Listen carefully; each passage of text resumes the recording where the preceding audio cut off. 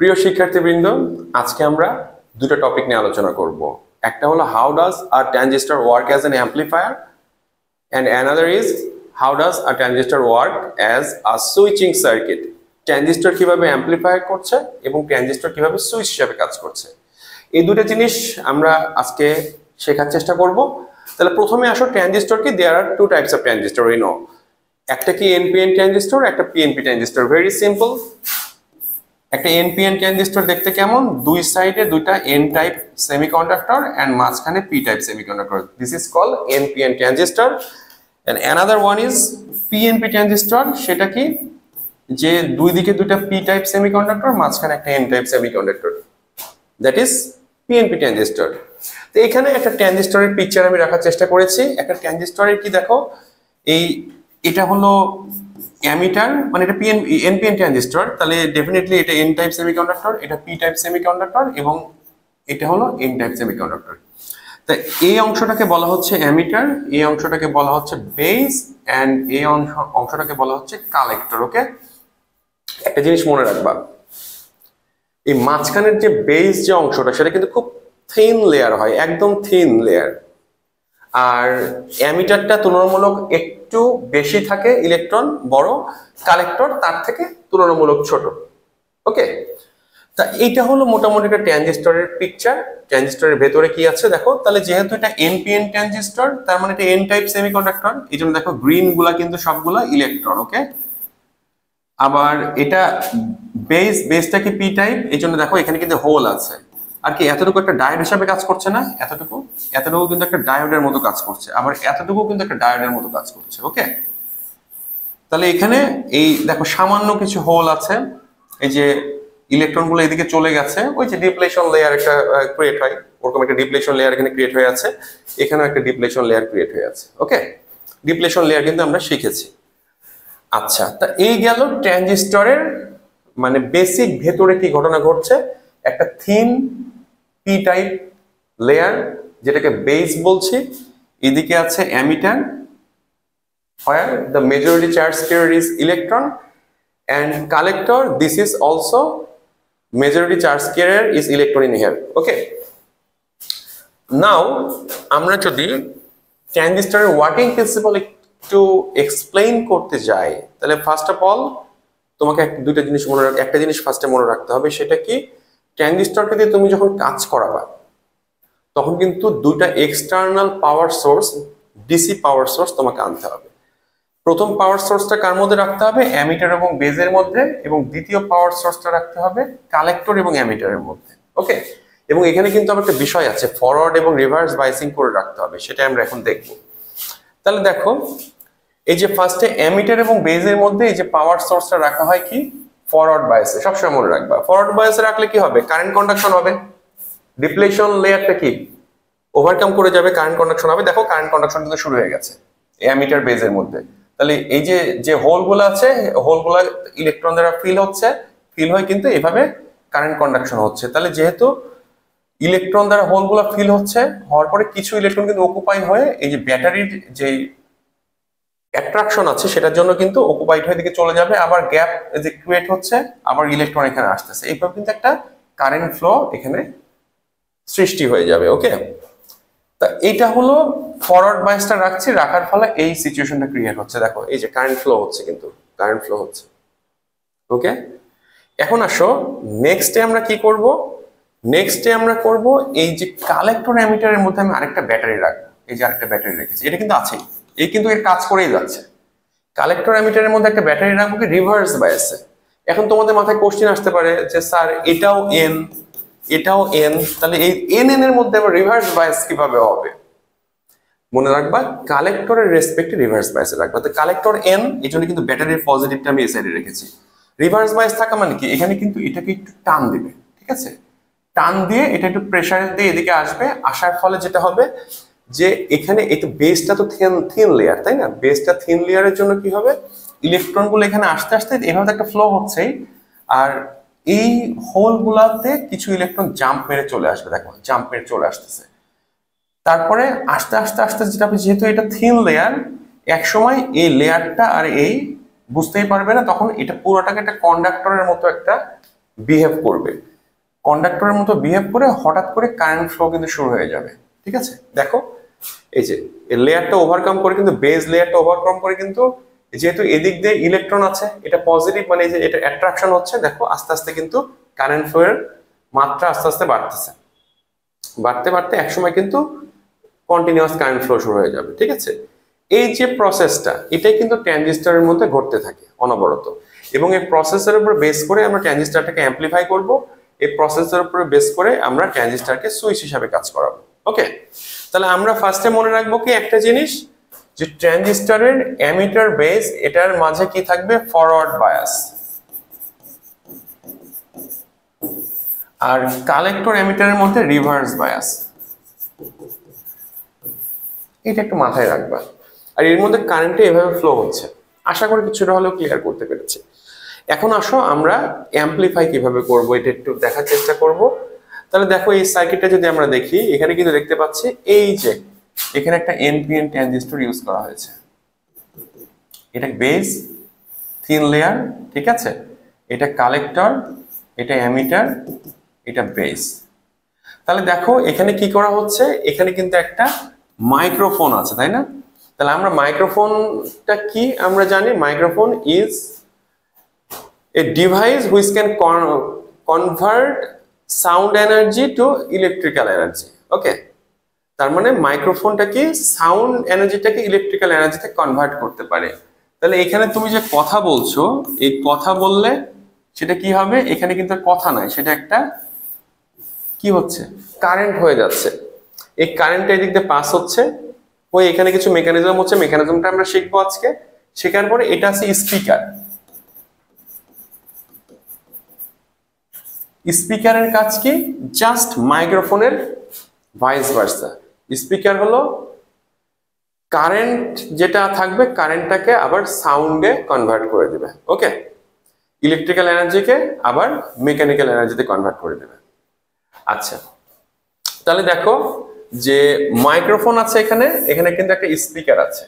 তা এই আমরা যে সার্কিট নিয়ে আলোচনা করব, সার্কিটে কিন্তু এই মাইক্রোফোনটা আমরা রাখবো না, স্পিকারটাও রাখবো না, না রেখে মাইক্রোফোনের জায়গায় আমরা ধরে নেব এরকম একটা সিগন্যাল আছে, আর স্পিকারটা আমরা রাখবোই না, ওখানে আমরা ভোল্টেজ গেইনটা দেখবো। ঠিক আছে, তাহলে প্রথমে তোমাকে যদি বলে how does a transistor work as an amplifier, first of all you have to draw the total circuit accurately. Okay, accurately how can you draw the circuit, আমি সেটা তোমাকে এখন শিখিয়ে দেব। তাহলে সার্কিট দাগাতে গেলে ফার্স্টে কি করতে হবে, আমাকে একটা ট্রানজিস্টর দাগাতে হবে। তাহলে ট্রানজিস্টর যদি দাগাতে চাও তুমি, তাহলে দেখো আমি ফার্স্ট অফ অল একটা ট্রানজিস্টর দাগাবো, এনপিএন ট্রানজিস্টর। তাহলে আমি এখানে একটা এনপিএন ট্রানজিস্টর প্রথমে দাগিয়ে নিই। আমরা জানি এনপিএন ট্রানজিস্টর দেখতে হবে এরকম, অ্যারো সাইনটা কি থাকবে, বাহিরে থাকবে। তারপরে এনপিএন ট্রানজিস্টরে এখানে আমি একটা রেজিস্টর দেব, এটাকে বলবো আর ইন। আচ্ছা, এটা পরে আসতেছি, লেখাগুলো পরে লিখছি। এখানে আমি কি দেখবো, এখানে একটা সিগন্যাল দেবো, ওই যে মাইক্রোফোনটা দেখালাম না, সেই সিগন্যালটা। আর ইনপুট বা অ্যামিটার বেস এর মাঝে যে ব্যাটারিটা থাকবে সেটা কি ফরওয়ার্ড বাইসিং এ থাকবে, তার মানে ব্যাটারির পজিটিভ থাকবে এই সাইডে, নেগেটিভ থাকবে এই সাইডে। আমার কিন্তু ইনপুট সার্কিট কমপ্লিট। আউটপুট সার্কিটে কি থাকবে, একটা লোড থাকবে, ওই যে যেটা স্পিকার দেখালাম সেটাই হলো এটা। আর কালেক্টরের রেসপেক্টে আউটপুটটা কি থাকবে, রিভার্স বাইসে থাকবে। তাহলে যেহেতু এটা এনপিএন ট্রানজিস্টর, তাহলে এটাও এন, এটা পি, এটা এন। তাহলে ব্যাটারির পজিটিভ সাইড এই সাইডে, নেগেটিভ সাইড এই সাইডে। ওকে, আমার সার্কিট কিন্তু কমপ্লিট প্রায়।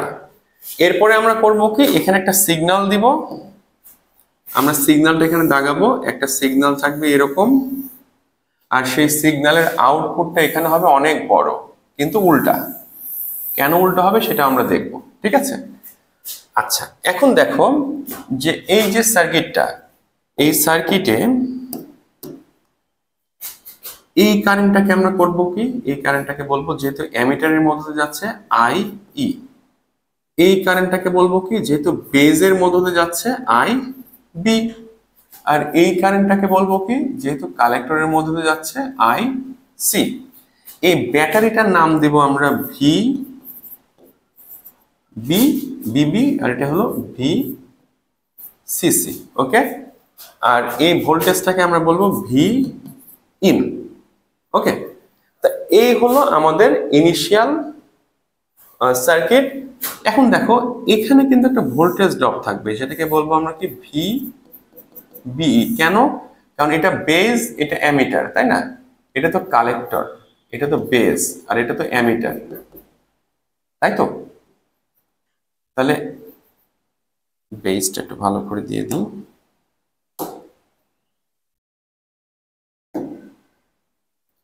এটা বেজ। আচ্ছা, এখন দেখো এই বেজ আর অ্যামিটার, এটা বেজ কি পজিটিভ পি টাইপ ছিল, অ্যামিটার এন টাইপ, তাহলে এদের মাঝে কি একটা পোটেনশিয়াল ব্যারিয়ার থাকবে না ডিপ্লেশন লেয়ারের জন্য, সেটা কিন্তু ভিবিই। ওকে, আর এই যে আউটপুট যেটা থাকবে এটাকে আমরা বলবো ভিসিই। এটা হলো আমার আউটপুট। ওকে, আউটপুট ভোল্টেজ। এখন আমরা এখান থেকে ট্রানজিস্টরটা কিভাবে অ্যাম্পলিফাই করছে, অ্যাম্পলিফাই করা মানে কি গেইনটা 1 থেকে বড়। গেইন কি আউটপুট বাই ইনপুট। তাহলে তোমরা যদি কোনো একটা সার্কিটের আউটপুট আর ইনপুটের রেশিও বের করো, and if the ratio is greater than 1 then we can say this is gain. ওকে, তার মানে এটা অ্যাম্পলিফাই করবে। তাহলে আমার এখানে আউটপুট আর ইনপুটের রেশিওটা বের করতে হবে। তাহলে সেটা বের করার আগে দেখো এখানে আমরা কিরশফস ল অ্যাপ্লাই করব। ওকে, কিরশফস ল অ্যাপ্লাই করে আমরা জিনিসটা বের করার চেষ্টা করব। তাহলে ফার্স্টে আমি যদি এদিক দিয়ে যাই, যে আমি এই সার্কিটটা দিয়ে গেলাম। ওকে, এই যে তোমার ধরো এই সার্কিট দিয়ে আমি আসব। তাহলে এই সার্কিট দিয়ে আসলে দেখো এই জিনিসটাকে আমি একটু দিতে ভুলে গেছি, এটা আর ইন ইনপুট রেজিস্ট্যান্স, আর এটা কিন্তু আর এল লোড রেজিস্টর। ওকে, এখন দেখো এই সার্কিটটা আমি একটু এটাকে সরিয়ে দিই, এটা এখানে থাক, মনে করো এটা ইনপুট সিগন্যাল ছিল, আমাকে লিখতে হবে অনেক কিছু। তাহলে এখন দেখো ইনপুটের জন্য তো for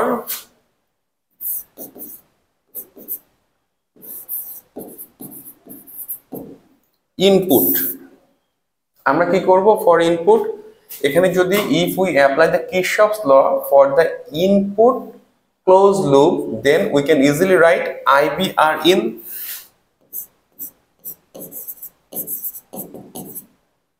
IBR in. Okay, then এখানে একটা ভোল্টেজ ড্রপ আছে VBE প্লাস VBE, দেন মাইনাসের সাথে এটা এসেছে, তাহলে minus VBB minus Vin is equal to 0. Easily Kirchhoff's voltage law. Okay, then if we derivative this equation, এটাকে যদি আমরা ইকুয়েশনটাকে ডেরিভেটিভ করি তাহলে কনস্ট্যান্ট কে ডেরিভেটিভ করলে কি হয়, 0 হয়ে যায়, তাই না? আর ভেরিয়েবলকে ডেরিভেটিভ করলে ডেল হয়ে যাবে। তাহলে এখানে দেখো IB এটা কি কনস্ট্যান্ট না ভেরিয়েবল? ডেফিনেটলি ভেরিয়েবল, আর ইনটা কিন্তু কনস্ট্যান্ট। তাহলে এখানে কত হচ্ছে ডেল IB আর ইন। VBE, এই যে VBE এটা কিন্তু কনস্ট্যান্ট ভ্যালু। কেন? For silicon this is 0.7 volt, for germanium this is 0.3 volt, this is potential barrier. Therefore এটা কি হবে, এটা 0 হয়ে যাবে, মাইনাস VBB, এই যে VBB এটা কিন্তু একটা fixed value, external power source which value is fixed, therefore this is also 0. আর Vin টা কি, যে আমি যে ভয়েস যেটা দিচ্ছি সেটার মাধ্যমে মাইক্রোফোন যে কনভার্ট করে কারেন্ট বানিয়ে দিচ্ছে সেটা, এটা ডেফিনেটলি ভেরিয়েবল, তুমি কনস্ট্যান্ট ভ্যালুটা তো কথা বলতে পারবে না। তাহলে এটা কত হবে, minus del Vin equal to 0। তাহলে এখান থেকে আমি কি দেখতে পাচ্ছি, যে del Vin equal to del IB RIN. ওকে, তাহলে আমরা কিন্তু ইনপুটটা পেয়ে গেলাম। আচ্ছা, তাহলে এটা উপরে রেখে দিই, ফর ইনপুট আমরা কিন্তু এটা পেয়ে গেছি। আচ্ছা, এটা একটা কালারটা আমরা চেঞ্জ করে দিই, এটা থাক। তাহলে আমরা ইনপুট কিন্তু পেয়ে গেছি। এবার ফর আউটপুট,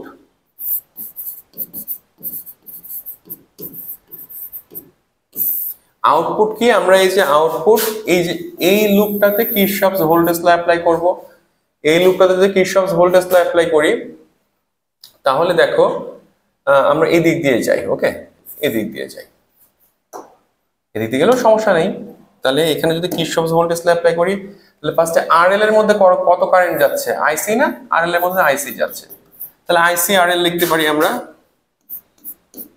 আইসি আর এল। দেন এখানে এই যে ভোল্টেজটা ভিসি, এটা কিন্তু আউটপুট ভোল্টেজ, তাহলে ভিসিটাকে আমি ভি আউট দিলাম, হ্যাঁ, প্লাস ভি আউট লিখলাম আমি। আচ্ছা, minus V CC is equal to 0, ওকে। তাহলে ভিসিসি ইজ ইকুয়াল টু যদি 0 হয় তাহলে এখান থেকে আমরা কি লিখতে পারি, আমরা এখান থেকে ইজিলি লিখতে পারছি যে এটাকে যদি ডেরিভেটিভ করি তাহলে del IC R L, okay, plus del V out, this is variable, VCC this is constant value, external power source which value is fixed, minus 0 is equal to 0। এখান থেকে আমি কি লিখতে পারি, del V out equal to minus del IC R L. তাহলে আমি কিন্তু আউটপুটও পেয়ে গেছি, ঠিক আছে। এখন দেখো মজার বিষয় হলো আমি কি বলেছিলাম যে একটা সার্কিটে আউটপুট এবং ইনপুট সেটা যদি গ্রেটার দেন 1 হয় উই ক্যান সে এখানে গেইন হয়েছে, that means it is able to amplify. তাহলে দেখো এখানে therefore V out V in equal to কত হচ্ছে, মাইনাস ডেল আইসি আর এল আর ডেল আইবি, এই যে ভি ইন সমান ছিল ডেল আইবি আর এল, এটা সমান সমান কি লেখা যায়, equal to del IC by del IB is equal to কি, beta which is current gain, minus beta R L R in. এই যে জিনিসটা পেলাম এটা কিসের ভ্যালু পেলাম, এই জিনিসটা কিন্তু আমরা পেলাম আউটপুট বাই ইনপুটের ভ্যালু। এখন এখানে দেখো বেটা, এই জিনিসটা ডেফিনেটলি গ্রেটার দেন 1, বেটা, কারণ beta is equal to IC by IB, IC collector current definitely greater than the base current, okay. আমরা যে আগে যে সার্কিটটা দেখালাম না অ্যানিমেশন দিয়ে, ওখানে কিন্তু খেয়াল করেছি কালেক্টরের কারেন্টটা অনেক হাই ছিল। আচ্ছা, আর এল এই লোড রেজিস্ট্যান্স এটা ডেফিনেটলি আর ইন থেকে বড় হবে, কারণ এটা লোড, এটা অনেক বড় একটা এখানে রেজিস্টর থাকে, আর ইনটা তো ছোট থাকে, তাহলে ডেফিনেটলি এটা কিন্তু গ্রেটার দেন 1 হচ্ছে। তাহলে ভোল্টেজ গেইনকে যদি আমি ভি এ বলি তাহলে দেয়ারফর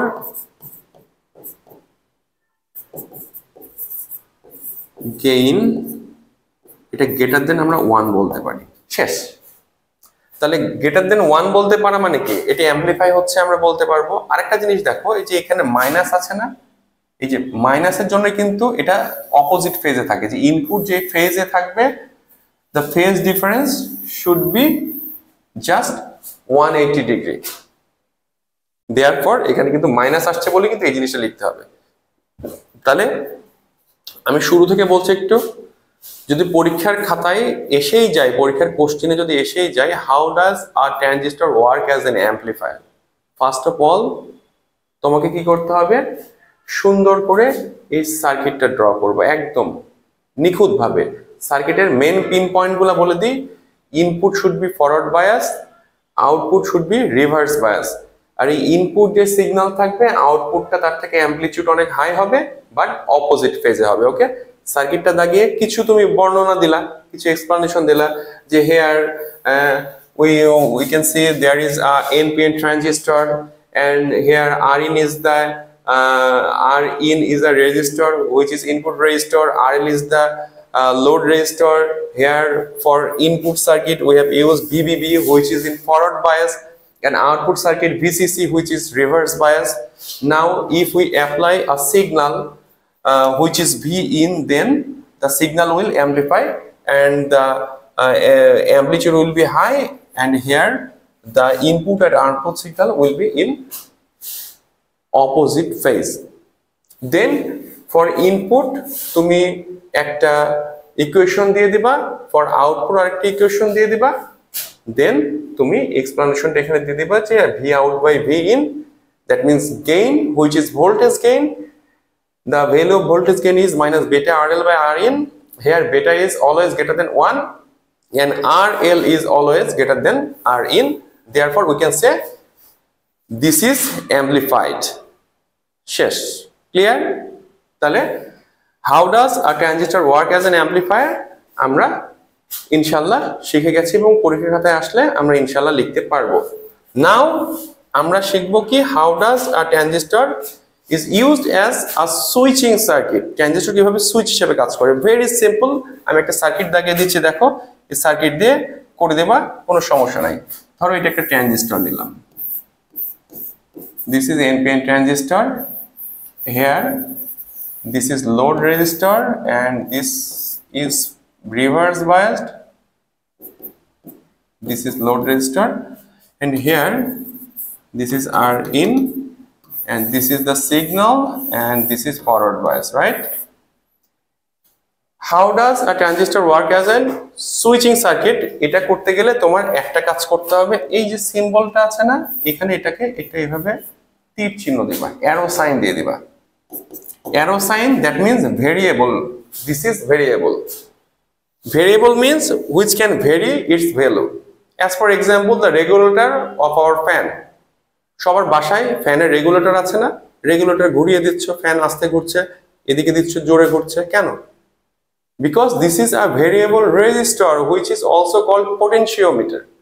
ঠিক আছে, তাহলে ভেরিয়েবল রেজিস্টর এটা কি করছে, আমি রেজিস্ট্যান্স যখন আমি কমিয়ে দিচ্ছি দ্যাট মিন্স কারেন্ট বেড়ে যাচ্ছে, ফ্যানের মধ্যে কারেন্ট বেশি যাচ্ছে, ওখানে যে কয়েলটা আছে সেখানে টর্ক বেশি প্রডিউসড হচ্ছে, ফ্যান জোরে ঘুরছে।